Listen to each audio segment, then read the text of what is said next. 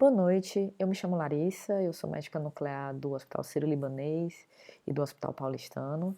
E na aula de hoje a gente vai falar um pouquinho da imunoterapia com PET, avaliando os padrões de resposta com a visão morfológica e também principalmente com a visão metabólica. O artigo que eu utilizei foi esse artigo que a gente publicou no ano passado, que é um artigo que ele foca principalmente nos padrões de resposta, né? E não tanto nos critérios disponíveis no momento.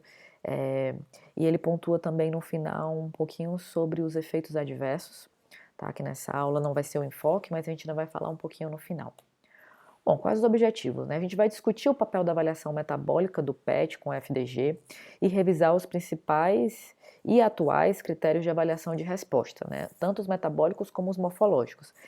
Com isso, a gente vai reconhecer os padrões de resposta usuais e principalmente os não, que vai ser o enfoque da aula, né? E principalmente os não usuais que surgiram após o início da imunoterapia, né? Que são esses a pseudoprogressão e a hiperprogressão. Além disso, no final a gente vai relembrar os principais órgãos afetados pelos efeitos adversos de um paciente em uso de imunoterapia e principalmente a sua relevância clínica. Bom, mas vamos iniciar. O que define um bom critério de avaliação?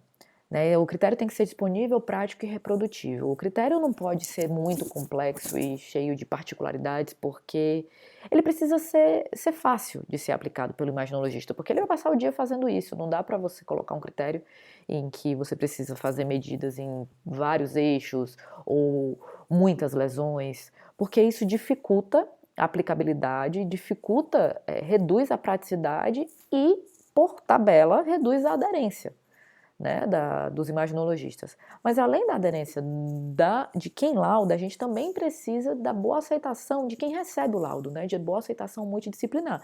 Um exemplo claro que a gente tem de um critério que foi muito bem aceito pelos oncologistas, né, é o critério de Lugano, no caso de um paciente com linfoma. Bom, em terceiro ponto é que o endpoint do critério ele precisa ter uma correlação clara com a sobrevida e com o tempo livre de doença, certo? Bom, o que mais? A imagem ela é melhor para avaliar que o status é melhor para avaliar o status de doença do que o status clínico do paciente. A gente sabe que às vezes a imagem ela descobre de forma precoce se o paciente está progredindo. Às vezes surge uma pequena lesão, às vezes a lesão aumenta de tamanho, e essa lesão, essa progressão de imagem ainda não se transformou em uma progressão clínica, né? A gente não tem ainda uma equivalência em sintomas daquela progressão. Então a gente tem que ter em mente que a imagem ela é melhor para avaliar o paciente do que o status clínico. Bom, agora já entrando um pouco na diferença entre as drogas citotóxicas e as drogas imunoterápicas, um paciente que está fazendo a droga citotóxica clássica, né, que está fazendo uso de quimioterapia, ele tem uma resposta precoce das dimensões após o início da terapia. E essa resposta precoce, os critérios morfológicos clássicos, eles estavam perfeitamente adequados para esse cenário, né? Até os critérios metabólicos clássicos. Porém, com o advento da imunoterapia, o paciente, né, o organismo, ele precisa de mais tempo, porque ele tem uma resposta mais tardia, devido, inclusive, ao tempo de resposta antitumoral imune que o paciente vai desenvolver. Então, com o advento da imunoterapia, os critérios clássicos, eles ficaram, de certa forma, incompletos e foi necessário algumas modificações para um paciente que está fazendo imunoterapia e não a droga citotóxica clássica, né, como imunoterapia. Bom, aqui eu fiz um resuminho de alguns dos critérios, né, porque são muitos critérios, mas aqui é principalmente para mostrar que a gente pode ter critérios metabólicos e morfológicos, né, os 3 primeiros são critérios puramente morfológicos e os 3 últimos são critérios metabólicos. A gente pode ter critérios só metabólicos e só morfológicos, apesar deles se completarem, mas o que importa é que, apesar deles terem suas particularidades e terem suas diferenças, todos eles abordam de forma clássica, né, os padrões de resposta clássico, que é resposta completa, resposta parcial, doença estável e progressão de doença. Mas só com o advento dos critérios imunoterápicos, né, por exemplo, o IR-RECIST, o I-RECIST, o I-RECIST ele é praticamente uma adaptação do RECIST, porém abordando os padrões não usuais de um paciente pós-imunoterapia. assim como a gente tem o persiste e que depois surgiu o hipersiste, que também é uma adaptação, somente para a gente conseguir avaliar esses padrões não usuais de resposta. O que a gente pode ver com o surgimento desses critérios imunoterápicos, né, por assim dizer, a necessidade de confirmação de doença. A gente vai discutir um pouco mais na frente, mas os padrões de resposta não usuais, principalmente, né, a pseudoprogressão, ela necessita de uma confirmação para a gente definir se de fato aquilo é uma pseudoprogressão ou se o paciente teria uma progressão não confirmada. A gente vai entrar um pouco mais nisso na frente, mas isso aqui foi só para dizer que com o surgimento da imunoterapia, os critérios precisaram ser adaptados e com essa adaptação a gente tem principalmente uma necessidade de confirmação de doença, quando o paciente tiver uma possível progressão. Bom, agora a gente vai começar os casos. Eu trouxe alguns casos que a gente consegue ver onde o metabolismo pode acrescentar na morfologia, né, onde a morfologia e o metabolismo eles divergem um pouco e onde cada um pode acrescentar no outro de um paciente que realizou imunoterapia e está precisando aplicar algum critério de avaliação de resposta, né? O critério de avaliação, a principal função dele é definir um paciente respondedor de um paciente não respondedor. Então, qualquer variação entre definir um paciente com doença estável, um paciente com progressão de doença ou até mesmo um paciente que tenha tido uma resposta, isso é muito importante a gente pontuar. E existem algumas diferenças entre o metabolismo e a morfologia que surgiram no paciente com imunoterapia. Tá? Bom, aqui é um caso de um paciente do sexo masculino com linfoma de Hodgkin que teve resposta completa após o uso de nivolumab. Né? O que é que eu digo com resposta metabólica completa? Né? Não só resposta completa, é resposta metabólica completa. Por quê? Porque a resposta morfológica dele não foi completa. A gente vê que a lesão ela teve uma involução dimensional, mas ela não sumiu. E para a gente definir um paciente com resposta morfológica completa, a gente precisa ter uma resolução da lesão. A gente tem uma resolução metabólica, porém a gente não tem ainda uma resolução morfológica. A gente vai discutir isso em várias situações, em vários casos, mas eu já vou falar esse conceito aqui já desde esse caso. O metabolismo tende a preceder a morfologia em relação a um paciente que está respondendo. Então, tanto um paciente que está respondendo, ele vai ter o metabolismo reduzido, como ele vai ter a dimensão reduzida, porém, o metabolismo vai reduzir antes da dimensão, antes do volume da lesão. Bom, aqui é um paciente com resposta parcial após imunoterapia. Eu trouxe esse caso porque é bem interessante, né? Nos critérios clássicos, a gente utiliza a definição, né, o conceito de lesão não alvo. O que seria lesão não alvo? Né? Lesões ósseas, lesões pleurais, lesões peritoneais, lesões que a gente tem dificuldade de fazer a medida, né, de aferir a dimensão. Muitas vezes uma lesão óssea a gente consegue dizer morfologicamente que essa lesão ela apresentou uma resposta, por exemplo, uma lesão era lítica e ela ficou esclerótica, ou então uma lesão bem esclerótica e ela ficou bem esclerótica. A gente consegue ter alguns achados que nos ajudam a dizer que esse paciente teve uma resposta só usando a morfologia. Porém, não é sempre que isso acontece, né? E esse é um exemplo de quando isso não acontece. A gente vê que o paciente, morfologicamente, a lesão continua completamente estável. Se a gente só tivesse feito a tomografia, seria muito difícil avaliar esse paciente, que é um paciente que só tem essa lesão, e é uma lesão não alvo. Então, como avaliar essa lesão puramente com critérios morfológicos? Não dá.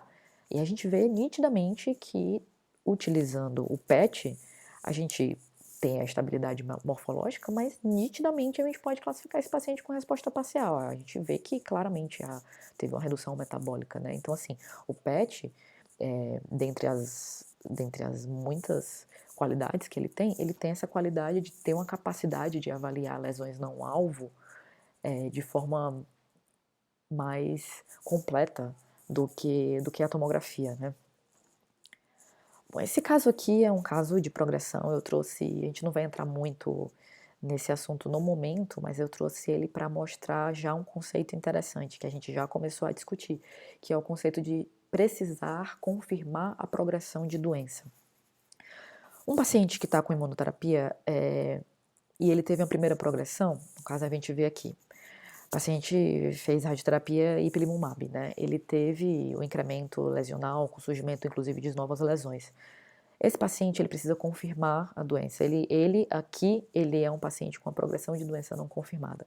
Ele precisa confirmar essa doença repetindo esse exame de 4 a 8 semanas depois, para que a gente possa dizer que isso realmente era uma progressão de doença.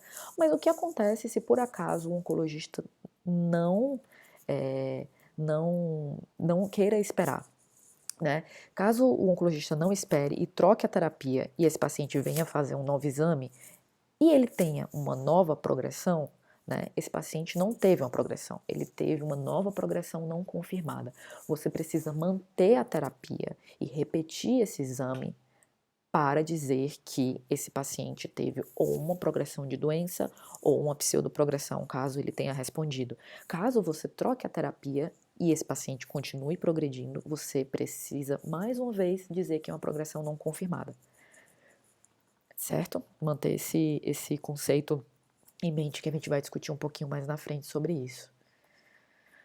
Bom, o que são esses padrões não usuais que a gente está discutindo um pouco até agora, né?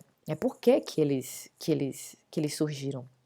É muito relacionado ao mecanismo biológico de ação dos inibidores do checkpoint, né? Apesar de a gente não ter tanta certeza de por que eles surgiram, existem algumas hipóteses, a gente vai conversar um pouquinho sobre isso, mas é principalmente pelo mecanismo biológico de ação dos inibidores de checkpoint imune, né?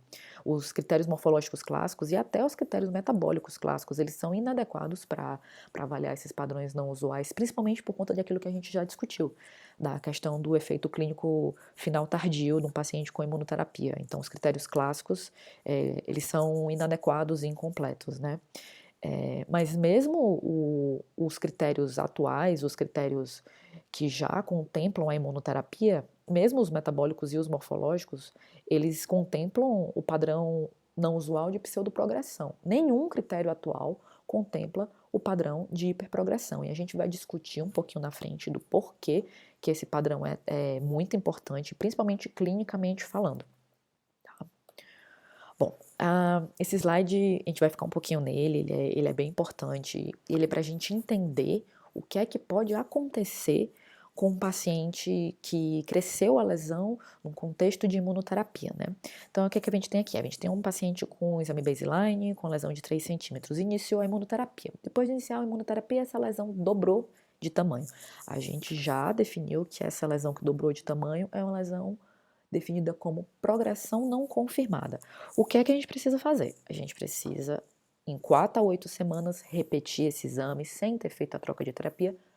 Claro que se o paciente piorar clinicamente, a gente não vai ficar insistindo para segurar a terapia, porque pode ser que esse paciente esteja com um efeito clínico tardio. A clínica, nesse caso, ela seria soberana, então se o paciente progredir clinicamente, não tem por que seguir na terapia, mas vamos partir do princípio que esse paciente está estável clinicamente, ele só teve um incremento de lesão por imagem, certo? Como que funciona a avaliação no time point 2, né? Depois de 4 a 8 semanas? Caso esse paciente tenha um novo aumento dimensional, a gente define, bate o martelo, esse paciente teve uma progressão de doença. Caso esse paciente mantenha estável em relação ao exame anterior, né? Estava com 6 centímetros, continua com 6 centímetros. Nesse caso, você não pode dizer nada. Você tem que continuar mantendo de que esse paciente está com progressão não confirmada. Outro caso que o paciente continua com progressão não confirmada é caso esse paciente reduza de tamanho. Aí você pensa, mas como assim? O paciente reduziu de tamanho e mesmo assim eu estou dizendo que ele não respondeu, que ele continua uma progressão não confirmada? Ele reduziu de tamanho em relação ao exame do time point 1.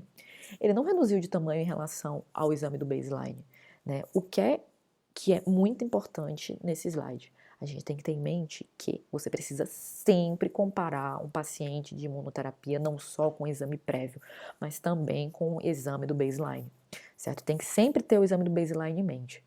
Bom, esse paciente está com 4 centímetros, então ele teve uma redução em relação aos 6 centímetros, mas ele não teve uma redução em relação aos 3 centímetros. Esse paciente continua com progressão não confirmada. Então, quando é que a gente vai ter um paciente com pseudoprogressão, né, com definição de essa progressão não foi confirmada e esse paciente, então, é um paciente com pseudoprogressão. Quando esse paciente tem uma doença estável ou uma resposta parcial quando comparado com o exame baseline. Só assim a gente vai poder definir que essa progressão não confirmada não confirmou e que esse paciente, no caso, estava com a pseudoprogressão quando ele teve um aumento da sua dimensão. Por que que essa lesão aumenta de tamanho, certo? Em um paciente com imunoterapia. Por que que a gente encontra isso num paciente com imunoterapia e não encontra isso num paciente com droga quimioterápica clássica, né? Esse slide a gente vai entender um pouquinho. Vamos lá. Quando a gente faz imunoterapia, aqui a gente vê a lesão tumoral. A gente fez imunoterapia e esse paciente teve uma resposta parcial clássica. O que é essa resposta parcial clássica? Você teve uma redução volumétrica por redução das células tumorais. A gente vê que reduziu as células tumorais, teve um infiltrado inflamatório aqui de células inflamatórias, mas o mais importante é reduzir o tamanho por redução das células tumorais. Isso é a definição clássica de resposta parcial. Qual é a definição clássica de uma progressão de doença? Né? Você teve um aumento volumétrico da lesão por aumento das células tumorais. Fácil de entender. Você pode até ter um aumento do infiltrado inflamatório, mas o básico é que você teve um aumento das células tumorais que ocasionou um aumento do volume da lesão tumoral. O que é que acontece num paciente que teve uma resposta parcial imune, né? Ou seja, uma pseudoprogressão? Esse paciente, apesar do aumento volumétrico, apesar do aumento volumétrico, né? Ele teve redução das células tumorais. Então, assim, ele teve um aumento volumétrico, mas não teve um aumento de células tumorais. Então, o que justifica essa lesão ter aumentado de tamanho? Duas possibilidades. Ou esse paciente teve um edema lesional, né, teve um infiltrado de células inflamatórias, que isso fez que a lesão parecesse maior e de fato estava maior, só que por infiltrado inflamatório e não por infiltrado de células tumorais. Essa é uma possibilidade. Né? Essa é a principal possibilidade que a gente tem. Ou também uma segunda possibilidade é um efeito clínico tardio. Aquela lesão ainda estava aumentando de tamanho quando você fez o exame de avaliação subsequente, né? Quando você pegou aquela lesão com aumento de tamanho, é porque ela ainda não começou a responder. É aquele efeito clínico que a gente já começou a discutir no começo da aula, né? E aí, se você espera mais um pouquinho, você vai dar tempo daquela lesão começar a responder e começar a diminuir de tamanho. Ou seja, duas possibilidades. Ou aquela lesão já está respondendo, porém tem um infiltrado inflamatório, ou a lesão ainda não está respondendo porque tem um efeito clínico tardio da imunoterapia e ela ainda está crescendo para depois reduzir. Bom, esse slide aqui ele complementa o que a gente já vinha discutindo até agora, né? É um paciente com uma lesão grande no pulmão, né, que a gente vê que a lesão ela aumentou de tamanho e ela aumentou do metabolismo, porém quando a gente repetiu mesmo sem trocar de terapia, ela diminuiu de tamanho e diminuiu de metabolismo. O que é que esse slide traz de diferente, né? O que é que ele traz de novo? Esse gráfico aqui ele mostra pra gente o que a gente já sabe, né? A viabilidade do tumor, ele vai reduzindo, né, com a terapia que está funcionando, e a gente tem a possibilidade de ter um aumento de metabolismo e um aumento morfológico da lesão de um paciente que está com pseudoprogressão, né? Mas o que é que acontece? A gente consegue ver na imagem, a gente consegue ver no gráfico que esse paciente ele teve uma resposta metabólica mais nítida, né? Mais exuberante do que a resposta morfológica, né? Por quê? Porque o metabolismo, vocês lembram que a gente falou no começo da aula, o metabolismo ele tende a preceder a morfologia quando a gente está falando de um paciente que respondeu, né? Então, e isso num contexto de paciente oncológico ele é muito importante, né? Quanto antes a gente define aquele paciente como paciente respondedor, melhor para o paciente, melhor para o oncologista, né, para ele definir que a terapia realmente está funcionando. Então aqui o gráfico ele é só para mostrar o que a gente está vendo aqui na imagem, né? A viabilidade tumoral vai caindo, o metabolismo e o diâmetro eles têm um aumento transitório, porém o metabolismo começa a acompanhar a viabilidade tumoral antes da morfologia. No final a morfologia vai acabar acompanhando, vai ser nítida a resposta morfológica e metabólica, mas o metabolismo ele aparece antes, certo? A gente já discutiu que o aumento da lesão, não pode ser considerada progressão de doença antes da gente repetir o exame. O mesmo acontece também com o surgimento de lesão. Não é só o aumento de lesão. Você vê que esse paciente aqui é um paciente com melanoma, ele já tinha linfonodo, né? Mas surgiu um novo linfonodinho aqui. Depois que a gente repetiu o exame com 4 a 8 semanas, resolveu tudo, né? Foi uma resposta completa, era uma pseudoprogressão, era uma progressão não confirmada aqui, que evoluiu com a definição de pseudoprogressão e resposta completa. A gente entendeu por que esse paciente, que um paciente com aumento da lesão, por que pode ter, ainda assim esse paciente pode estar respondendo, mas como que isso funciona com o surgimento de lesão, né? Por que surgiria uma lesão que não existia antes? Aí que tá, a principal possibilidade é que esse paciente, nesse momento aqui, ele já tinha micrometástase, esse linfonodo já tinha doença, a gente só não estava conseguindo ver ainda. E aí, por conta do efeito clínico tardio, esse paciente continuou progredindo um pouquinho, surgiu a lesão. A gente viu a lesão antes dela começar a responder. A gente deu mais um tempo e com esse tempo a lesão respondeu. Não só essa, como as outras que a gente já tinha no exame de baseline. Então, conceito. Tanto o surgimento quanto o incremento das dimensões, né, o incremento volumétrico, no primeiro exame,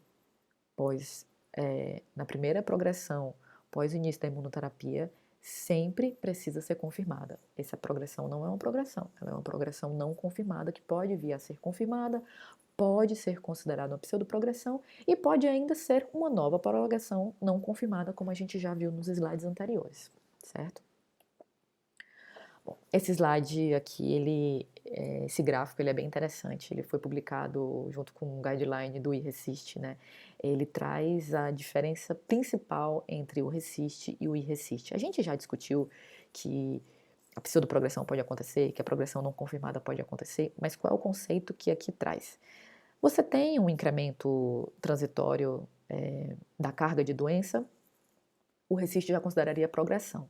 O iRECIST não, considera uma progressão não confirmada. Você seguiu, esse paciente entrou em doença estável e depois resposta parcial, a gente definiu que isso aqui era o quê? Uma pseudoprogressão.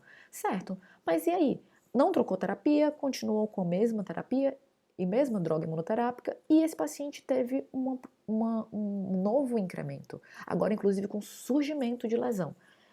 Agora a gente pode dizer que esse paciente teve uma progressão não confirmada? Que teve uma progressão? Não, esse paciente teve mais uma progressão não confirmada. Qual é o conceito importante desse slide? Mesmo sem a troca de terapia, sempre que o paciente tiver uma progressão de doença, sempre a primeira progressão será uma progressão não confirmada.